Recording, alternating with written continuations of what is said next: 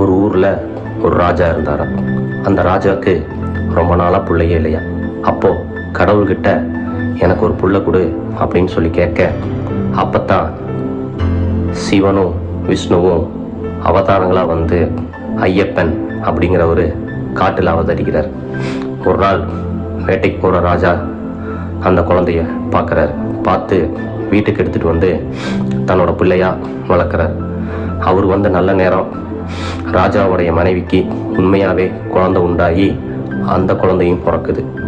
அப்படி பிறந்த குழந்தை ஒரு குறிப்பிட்ட வயசுக்கு மேலே அரியணை ஏறணும்னு சொல்லிட்டு அந்த தாய் நினைக்கிற. அப்படி ஐயப்பன் உயிரோடு இருந்தால் பிரச்சனை பண்ணுவார், அதனால் அவரை எப்படியாவது காட்டுக்கு அனுப்பிச்சு கொன்றலாம் அப்படிங்கிற முடிவு பண்ணி, ஐயப்பா இந்த மாதிரி வயிற்று பிரச்சனை இருக்குது, மருத்துவர் வந்து புளிப்பால் எடுத்துகிட்டு வந்தால் தான் மருந்து தயாரிக்க முடியும்னு சொல்கிறாரு, நீ போய் அம்மாவுக்கு புளிப்பால் முட்டை எடுத்துகிட்டு வந்துரு அப்படின்னு சொல்லி ஐயப்பனை காட்டுக்கு அனுப்புகிறாங்க.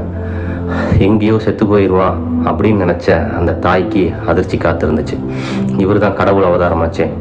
போனவர் புலியோடு வந்துட்டார். அப்போ தான் அந்த ராஜாவுக்கு உண்மை தெரியுது. ஐயப்பங்கிட்ட வந்து மன்னிப்பு கேட்குறாரு.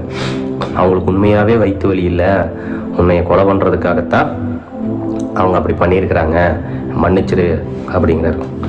அது வரைக்கும் அந்த மகிழ்ச்சியாக சுற்றிட்டு இருந்த ஐயப்பனுக்கு வந்து பெத்த தாய்க்கு சமமாக நினச்சிட்டு இருந்த தாயே வந்து தன்னோட பிள்ளை அரியணை ஏறணும் அப்படிங்கிறதுக்காக நம்மளை காட்டுக்கு அனுப்பிச்சு கொல்ல பார்த்துருக்குறாங்க அப்படிங்கிறது புரிய வருது.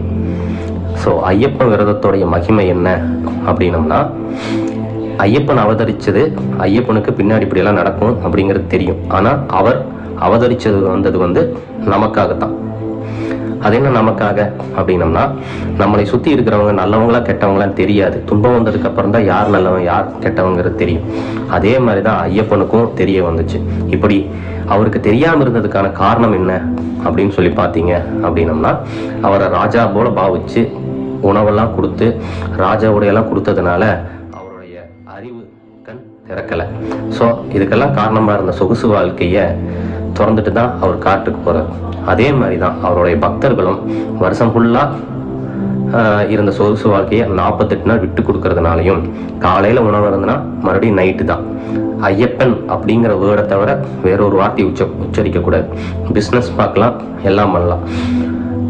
யாராவது வந்து ஏதோ ஒரு கேள்வி கேட்டால் ஒரே வார்த்தையில் பதில் சொல்லிட்டு அடுத்த நிமிஷம் வந்து சாமியே சரணமையப்பா அப்படின்னு சொல்லணும்.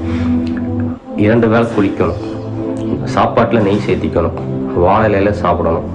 எந்த இடத்துலையும் போய் பெருமை